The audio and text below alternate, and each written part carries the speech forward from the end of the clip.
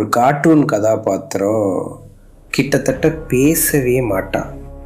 ஆனாலும் உலகம் முழுக்க கோடிக்கணக்கான ரசிகர்களை சம்பாதித்திருக்கிறான்.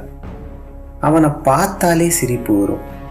அவன் நடக்கும் விதம், அவன் செய்யும் குறும்புகள், அவன் முகபாவனைகள், இதெல்லாமே அவனை மறக்க முடியாத ஒரு கார்ட்டூன் ஐகானாக மாற்றிவிட்டது. அவன்தான் பிங்க் பேந்தர். பல பேருக்கு ஒரு தவறான புரிதல் இருக்கு. பிங்க் பேந்தர் ஆரம்பத்திலேயே கார்ட்டூன் கேரக்டராக உருவாக்கப்படவில்லை. 1963 வெளியான த பிங்க் பேந்தர் என்ற திரைப்படத்தின் டைட்டில் சீக்வன்ஸ்க்காக இந்த பிங்க் பேந்தர் உருவாக்கப்பட்டார்.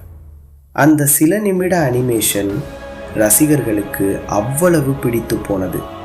அதற்கு பிறகுதான் அவருக்கென்று தனியாக கார்ட்டூன் சீரீஸ் உருவாக்கப்பட்டது.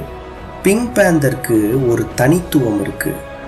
அவர் அதிகமாக பேச மாட்டார். உண்மையில் பெரும்பாலான எபிசோடுகளில் அவர் ஒரு வார்த்தை கூட பேச மாட்டார். ஆனால் அவருடைய body language, facial expressions, comedy timing, இதுவே கதையை முழுவதும் சொல்லிவிடும். அதனால்தான் எந்த மொழி தெரிந்தவராக இருந்தாலும் இந்த கார்ட்டூனை ரசிக்க முடிந்தது. பிங்க் பேந்தர் எப்போதும் அமைதியாக இருப்பார். யாரிடமும் சண்டையை ஆரம்பிக்க மாட்டார். ஆனால் யாராவது அவரை தொந்தரவு செய்தால் அவருடைய புத்திசாலித்தனத்தால் அந்த பிரச்சனையை சமாளித்து விடுவார்.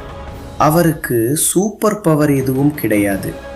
ஆனால் அவருடைய அறிவும் பொறுமையும் குறும்புத்தனமும் அவரை வெற்றி பெற வைக்கும். இந்த கார்ட்டூன்ல அதிகமாக வரும் மற்றொரு கதாபாத்திரம் இன்ஸ்பெக்டர் க்ளோஸவ் அல்ல. ஆனால் பல அனிமேஷன் எபிசோட்களில் பிங்க் பேந்தருக்கு எதிராக வரும் லிட்டில் மேன் என்ற சிறிய மனிதர். இவர்களுக்குள் நடக்கும் சிறிய சண்டைகளும் வேடிக்கையான போட்டிகளும் கார்ட்டூனை இன்னும் ரசிக்க வைக்கும். பிங்க் பேந்தர்னு சொன்னாலே அந்த பேக்ரவுண்ட் மியூசிக்கை மறக்க முடியாது. உலக புகழ்பெற்ற ஹென்றி மன்சினி இசையமைத்த அந்த தீம் மியூசிக் இன்று வரை எல்லோராலும் அடையாளம் காணப்படுகிறது. அந்த இசை ஒலித்தாலே பிங்க் பேந்தர் ஞாபகம் வந்துவிடும். இந்த கார்ட்டூன் ஏன் இவ்வளவு பிரபலமானது தெரியுமா? ஏன்னா இது டைலாக்கை விட விஷுவல் காமெடிக்கு முக்கியத்துவம் கொடுத்தது.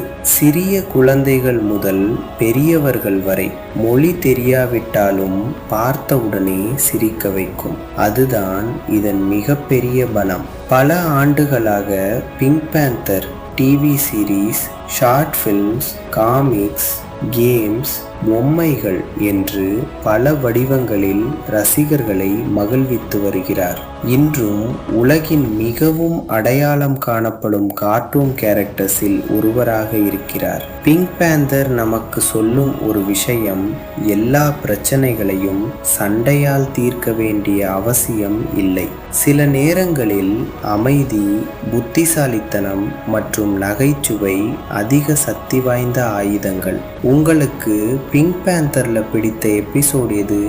கமெண்ட்ல சொல்லுங்க. இது மாதிரி கிளாசிக் கார்ட்டூன் ஹிஸ்டரி மற்றும் கேரக்டர் ஸ்டோரிஸ் பார்க்க சப்ஸ்கிரைப் பண்ண மறக்காதீங்க. நன்றி.